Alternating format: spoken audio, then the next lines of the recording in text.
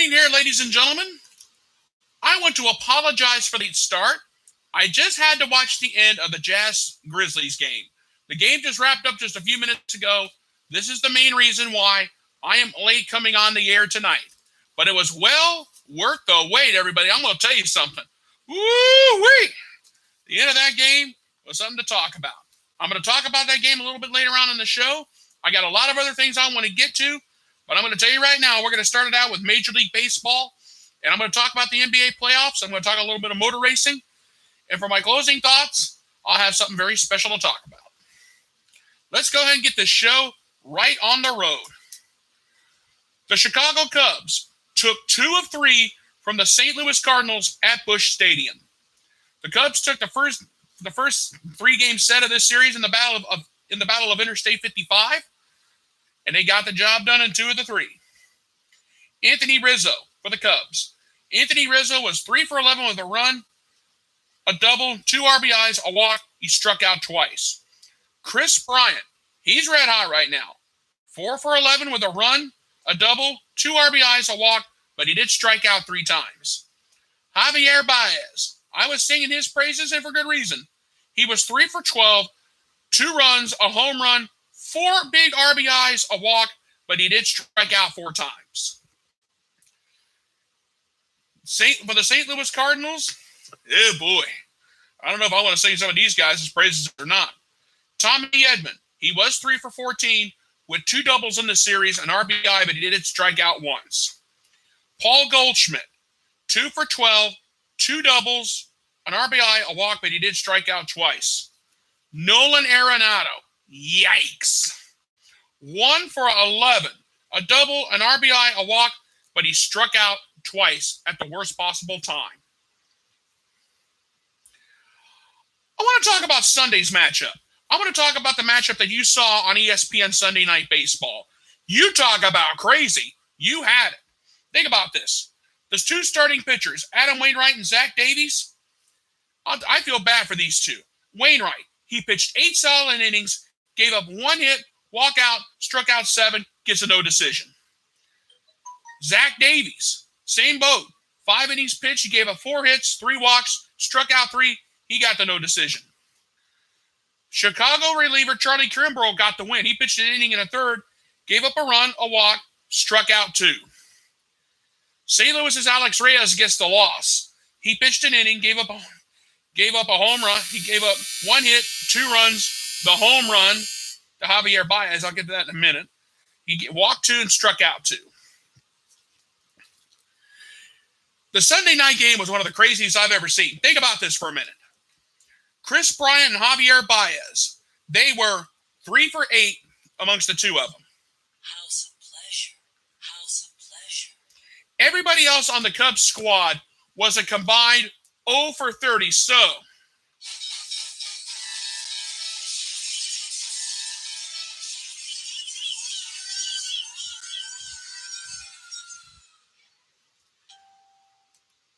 and think about this one for a second. The St. Louis Cardinals, with runners in scoring position, they were 0 for 10, let 12 men on base. They had the bases loaded in the 7th, nobody out. They couldn't get a run home.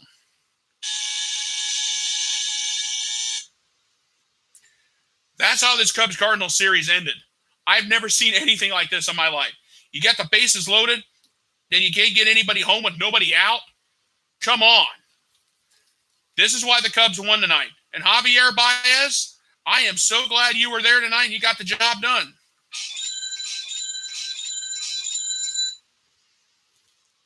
What I saw tonight out of the Chicago Cubs was there was no quit at all with the Cubs tonight. I have never seen a ball game like this in all my life. The Cubs took the first battle. Now the next battle will be in a couple of weeks at Wrigley. Let's see if the Cardinals can get some revenge.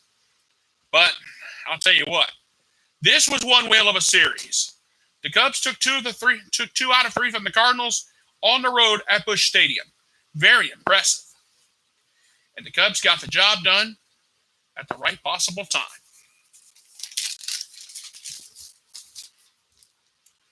The New York Yankees, now let's move on. The New York Yankees got the sweep over the Chicago White Sox. A 5-4 victory on Sunday afternoon. I'm going to talk about Friday's game. If you can give me just a moment, let me get the important stuff out of the way. Aaron Judge for this series. Woo-wee. He was 5 for 10, 3 runs, an RBI, 3 walks, but he did strike out twice. DJ LeMahieu, eek, 1 for 12 with a run, a walk, and 2 strikeouts. Gio Urshela, he went 2 for 11, a run, a double, 2 walks, and he did strike out 5 times. And as far as Aaron Judge goes,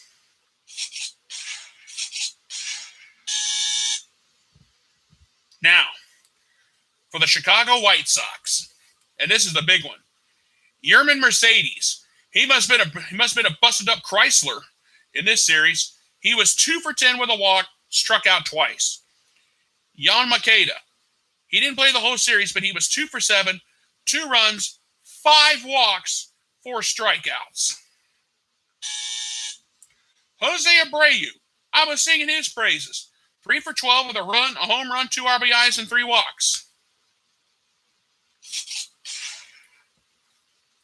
Now, I want to talk about Friday's game for just a second. In Friday's ball game, this is what I saw. 2 pitchers with 2 magnificent performances, but all for naught. Carlos Rondon for the Chicago White Sox. 6 solid innings pitched, gave up 2 hits, struck out 13. New York Yankees Jordan Montgomery pitched 7 innings, gave up 4 hits, struck out 11. 24 strikeouts between the 2 of these pitchers. Neither one of them get a decision. That's the sad part. Then, in the 9th, we saw a triple play. Chicago White Sox rookie Shane Gardner hit a ground. White Sox rookie. There was a Chicago White Sox rookie. I forgot to write his name down. Hit a grounder to third. Gio Urshela stepped on the bag. Turned to second to Rajan Odor. And then to first to Luke Voigt for the triple play. And moments later, after the triple play, Gleyber Torres gets the home run, gets the game-winning base hit to drive in Aaron Judge. This series was this was a 3-game sweeper. That should have never happened. I have seen crazy things in baseball that I've seen before. Hawk Harrelson would probably be losing his mind. The Yankees getting the sweep over a team that was competing for the best record in baseball, that was something else. Mercedes, he was not so good. Makeda. Abreu.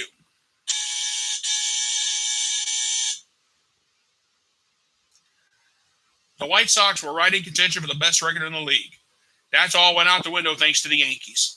Now the Yankees, they're getting red hot at the right time too. Could they be contenders for the American League East? Only time will tell that. However, if this game was any indication, if this series was any indication, you may say not. But the Sunday game was a classic. And that's all I got to say about that. Okay, let's move on. Here we go. The Red Sox take 2 of 3 from the Phillies. Now, the Phillies did win on Sunday 6-2. For the series, Xander Bogaerts was 3 for 8, 2 runs, a home run, 4 RBIs, a walk, but he did strike out twice. JD Martinez, 2 for 8 with 3 runs, 2 walks, and a strikeout. Rafael Devers, 5 for 13, 3 runs, 2 home runs, 4 RBIs, a walk, but he did strike out twice. But you know what?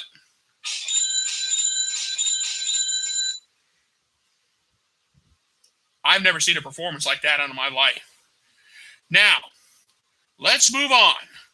For the Philadelphia Phillies, Bryce Harper, 0 for 9, 6 strikeouts, and he's 2 for 21 in his last 5 games.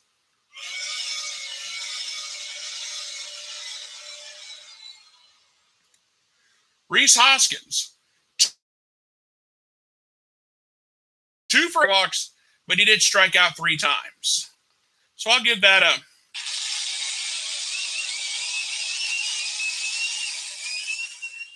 Andrew McCutchen, he was 2 for 14 with a run, a double, an RBI, but he did strike out 6 times.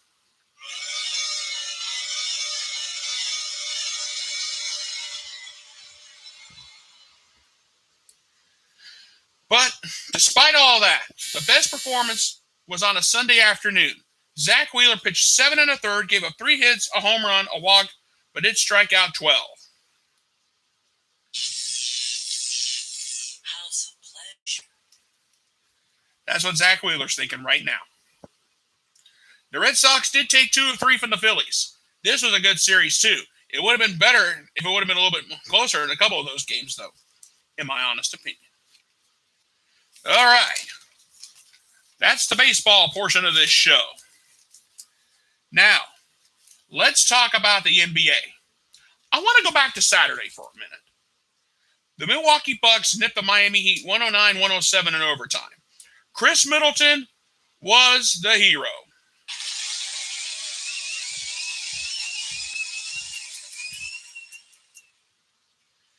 Chris Middleton hit the game winner with just a few seconds left in overtime to secure the victory.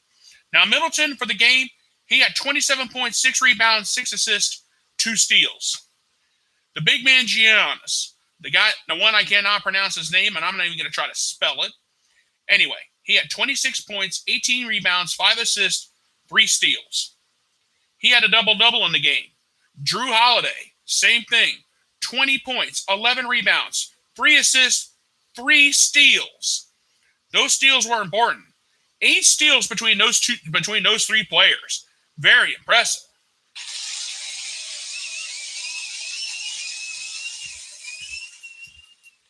Now, for the Miami Heat, Duncan Robinson, 24 points, 2 rebounds, 2 assists. Jimmy Butler, 17 points, 10 rebounds, 8 assists, 2 steals, 1 block. But the highest point scorer for that game for the Miami Heat was off the bench. Goran Dragic, 25 points. That was it. The Bucks got the job done because Middleton knew what to do. He drove it and got the game winner in overtime. That is exactly what the game of basketball is about. The Milwaukee Bucks are off to a fantastic start over the Heat. Jimmy Butler had a double-double. Not enough. And what can you say? Middleton, the hero of the game, quieted the crowd in Miami. Got the crowd going in Milwaukee, I mean. But the job was done at the end of the day. Now, let's talk about the next game. I want to talk about the Philadelphia 76ers and the Washington Wizards. Do the Philadelphia 76ers have their big three? I'm gonna address that here momentarily. But first things first, for the 76ers, Tobias Harris, 37 huge points, 6 rebounds, 2 assists, 2 steals. Joel Embiid, 30 points, 6 rebounds, 3 assists. Ben Simmons, I grant you he only had 6 points, but he had 15 rebounds and 15 huge assists.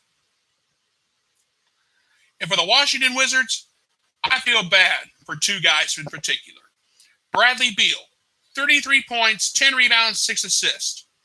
Russell Westbrook, 16 points, 5 rebounds, 14 assists. Oh, I hate that. Now this is where I want to talk about the big three. Do the Philadelphia 76ers have a big three that can compete with Brooklyn's big three? You guys know about Brooklyn's big three and James Harden. Oh, Kevin Durant. Kevin Durant for short. But let's think about the 76ers. They have a big three. Tobias Harris, Joel Embiid, and Ben Simmons. Could they now as you know, the 76ers ran with the Nets all season long. And I think everybody knew that. But the 76ers knew how to get the job done in the Brooklyn Nets, so this is all I have to say about that.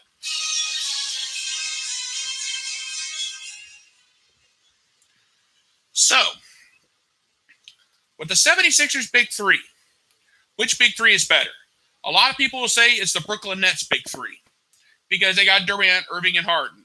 All three of them average over 20 points a game. But the 76ers have a big three. Tobias Harris, Joel Embiid, and Ben Simmons. We could be talking about them, about these two meeting again in the East Finals. It could come down to these two again. The two top teams meeting in the NBA East Finals. And guess what? I would pay top dollar to see that. I really would. Because, face it, these are the two top teams. They both have a big three. But at the end of the day, the Brooklyn's big three is better. Nothing against the 76ers.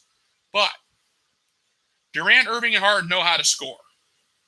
They can get the job done. But, and also, too, there's a little catch. The 76ers have a guard who can guard the basket if need be. All right. Let's move on. The Phoenix Suns beat the defending world champion Lakers in the opening game 99-90. The Suns got the job done. And I cannot believe it, and I am so happy.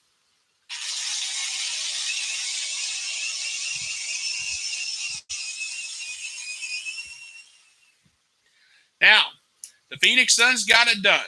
Devin Booker, 34 points, 7 rebounds, 8 assists, 1 steal. DeAndre Ayton, 21 points, 16 rebounds, a double-double for him. But what about the Los Angeles Lakers? LeBron James, 18 points, 7 rebounds, 10 assists, a double-double for him, and 3 steals. Anthony Davis, 13 points on 5 of 16 shooting, 7 rebounds, 2 assists. And in this game, we had some fireworks. LA's Alex Corso and Phoenix's Cameron Payne got into a little scuffle. And Los Angeles Montes Harrell tried to jump into the fray. Both Caruso and Har were assessed technicals. But Cameron Payne got a double technical and got ejected from the game. And nobody in Phoenix was happy about that at all, and I'm not happy about that either.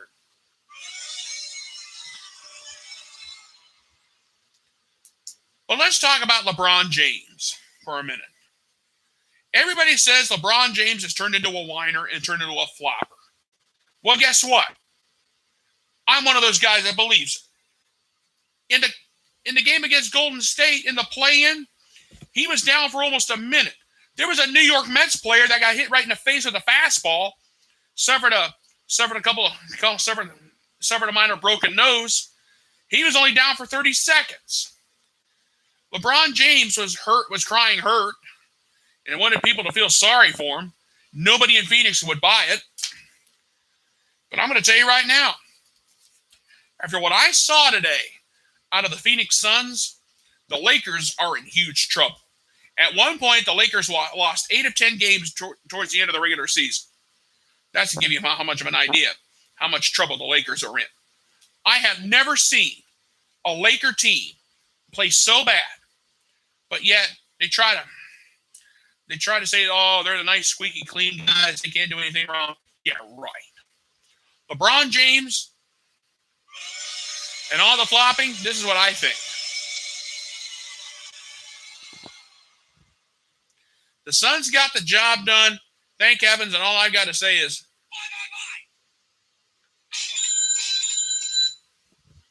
that's the best part of the whole deal.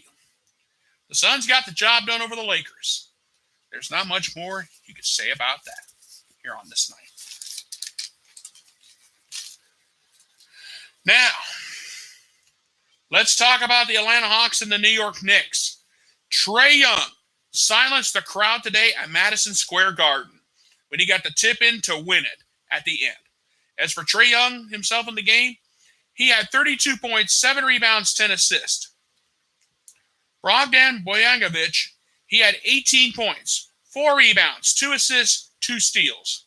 John Collins, 12 points, 7 rebounds, 1 steal, 2 block shots in the game for the Atlanta Hawks. They got the job done at the right time. For the New York Knicks, Alec Burks, 27 points, 3 rebounds, 4 assists off the bench. He's a bench guy. Derrick Rose, 17 points, 5 rebounds, 5 assists, 1 steal, 1 block. Julius Randle, one of the starting 5, 15 points, 12 rebounds, 4 assists. He had a double-double in the game. R.J. Barrett, he had 14 points and 11 rebounds. He was the other player with a double-double. Trae Young, what can I say? He did something that is rarely ever done. He quieted the crowd at Madison Square Garden.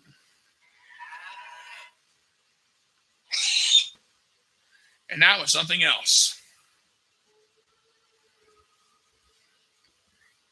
Right now, Trae Young is feeling this at this moment. House of pleasure. And while the Knicks are feeling,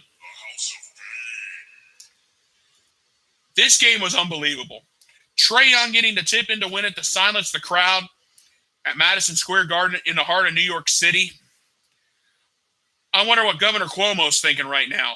I wonder if he had any money on this game. I shouldn't take a cheap shot, but I got it. The Hawks got the job done in the opening game. And Trae Young, my hat's off to you. This was an incredible battle all the way to the end. And everybody knew it. All right. Now, let's talk about the game and the reason why I was so late coming on the air tonight. The Memphis Grizzlies beat the Utah Jazz. Remember, the Jazz did not have Donovan Mitchell. He did not play tonight because of an ankle injury, which meant the Grizzlies had a field day. Dylan Brooks, 31 points, 7 rebounds, 2 assists, 2 steals, 2 blocks. Very impressive. John Morant, 26 points, 4 rebounds, 4 assists. Julius Biankovic, 15 points, 13 rebounds, 3 assists. A huge night for him. Kyle Anderson, 14 points, 4 rebounds, 3 assists, 6 steals.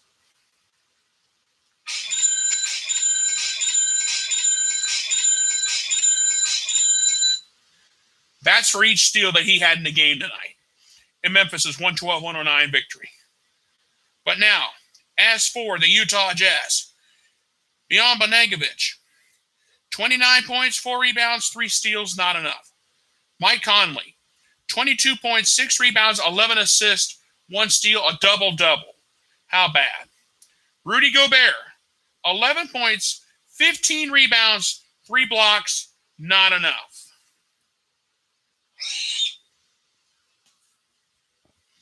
What can you say? I watched the end of that game. This was a game that had upset. When I found out Donovan Mitchell was going to be a no-go, I'm thinking, uh-oh. I got a strange feeling Memphis is going to win this game tonight. And I was right. I thought there for a little bit I was going to be dead wrong. But at the end of the day, Memphis got the job done over the number 1 seeded Utah Jazz. If Memphis knocks out Utah, the whole city of Memphis, Tennessee is going to go nuts. If the Lakers go out, I'll be on cloud 9. I won't be disappointed about that at all. Bottom line. Now, who's in the mood to talk some motor racing? I am. The NASCAR Cup Series was at the Circuits of the Americas today in Austin, Texas. Chase Elliott came home the winner in a rain-shortened race. He gets his first win of the season. Kyle Larson, for the second straight race, he comes home second. Joey Logano, a nice finish for him, coming home third today. Ross Chastain, hey, getting a 4th place finish on a road circuit is not a bad deal. And A.J. Allmendinger came home 5th. Now, the race today was run in the rain. I'm not making this up. The race was run in the rain today. And Kevin Harvick had a few things to say about racing in the rain today after his crash early in the going. He said something along the lines of, "This is the most dangerous thing I've ever done in my career. They should have postponed the race instead of having us drive in the rain. This is crazy." Now, Kevin Harvick had a bad race, and he's had a pretty questionable season. He has yet to win a race this year. But after winning 7 last year, I can understand him being a little bit frustrated not winning a race yet. However, the World 600 is next weekend in Charlotte, North Carolina at the Charlotte Motor Speedway. And anything can happen on a given Sunday. And I'll tell you this, next weekend is going to be fun. Now, the Indianapolis 500 is also next weekend. The Indianapolis 500 qualifying. Scott Dixon, the 2008 champion, is on the pole. And I'll tell you what, his wife Emma is pretty doggone good looking. I got a real good look at her today. Her jumping up and down after Scott won the pole. The 2008 champion is on the pole. And we've got 1, 2, 3, 4, 5, 6, 7, 8, 9. We have 9 former winners in this year's 500. Dixon, the champ, is on the pole. And as far as all the former winners go, Tony Kanaan, the 2013 champion, will roll off 5th. Ryan Hunter-Reay, the 2014 champ, will roll off 7th. Helio Castroneves in a 1-race deal with Meyer Shank Racing will roll off 8th. He's a 3-time winner. If he wins number 4 on Sunday, I'll be happy. I'll do something else, but I'll think of it another time. Alexander Rossi, the 2016 champion, will roll off 10th on Sunday. Takuma Sato, the 2-time 500 champ and the defending champion, will roll off 15th. Juan Pablo Montoya, he's a good ways back in the pack. The 2-time winner is going to be rolling off 24th. Simon Pagenaud, the 2019 champ, will be rolling off 26th. Will Power, the 2018 champ, is going to be rolling off 32nd in the last row next Sunday for the greatest spectacle in racing. The Indianapolis 500 is just a little over a week, just a little under a week away. And this year's 500-mile speed classic promises to be a good one. The Penske team is buried towards the back, which leads me to these thoughts, which will lead me at this time into my closing thoughts. Is Roger Penske taking his team seriously as he has in the past? Think about it. 4 cars in the show. All 4 of those cars are going to be buried in the pack. If Will Power would have missed the race, it would have been a disaster for the Penske operation. Is Mr. Penske losing interest in running his teams since he's now running the series? Who knows what's going on? But the Penske team, anything can happen in the 500, and it usually does. Case in point, 1 year ago, Marco Andretti started on the pole, did not lead a single lap. He finished 13th. Takuma Sato came home the winner of last year's 500-mile speed classic. Somebody asked me earlier today, how do you think the Penske team's going to do in the 500? I gave him this response. If you want to see a Penske car go to victory lane, you need to hope and pray that Rick Mears or one of Penske's former drivers comes out of retirement, because I'm going to come right out and say it. There is no way a Penske car is going to victory lane. I know qualifying and the race are 2 separate things, but if what I saw today, and when I saw how far back the Penske team was buried, they don't have a prayer. If Helio wins number 4 in this 1-race deal, it's going to be a celebration this side of the Mississippi River. And I think it's going to be a celebration of Sao Paulo, Brazil, in Helio's homeland. If Takuma Sato wins next Sunday, not only will he be a 3-time winner, he'll join the 3-timers club, he will also own a distinction of being the 4th driver ever to win the 500 back-to-back. And that has never been accomplished. That's only been accomplished 3 other times. Bill Vukovich Sr. in 53 and 54. Al Unser Sr. in 1970 and 71. Helio Castroneves in 01 and 02. How will Takuma fare on Sunday? We'll have to wait and see. The Indianapolis 500 is less than a week away on this Memorial Day weekend. But also, too, Memorial Day is a weekend of observance for the men and women who have fought for our freedoms and who have paid the ultimate sacrifice. Let's think about them on this Memorial Day weekend too. It's not about just the grilling, the getting drunk, watching motor racing all weekend and all the sports you want. Take the time to remember the fallen soldiers that have fought for our freedoms and fought for the ultimate sacrifice. That's what Memorial Day really means to me. And I'm very proud to be an American on this night. Okay, folks, I'm going to go ahead and get on out of here. I want to thank you guys so much for being with me here on this late night. I will be back here Friday afternoon at 12 o'clock Eastern Time for the Scott Manning YouTube Weekend Kickoff Show. We'll have a lot to talk about then. I will give you the full field rundown for the Indianapolis 500, and the weekend wrap-up will be at 11:30 as it stands now. It may be later with the NBA playoffs going on right now. And also, too, Sunday morning at 9 o'clock a.m., right on my Facebook page. Yes, I do have a Facebook page. I will be doing an Indianapolis 500 special to get you ready for the biggest motor racing party of them all, the 500-mile Speed Classic. I want to thank you guys so much for being with me on this late night into the wee hours of the morning. You guys have a great night. Thank you so much for being with me, and God bless. Good night, everybody, and I thank you.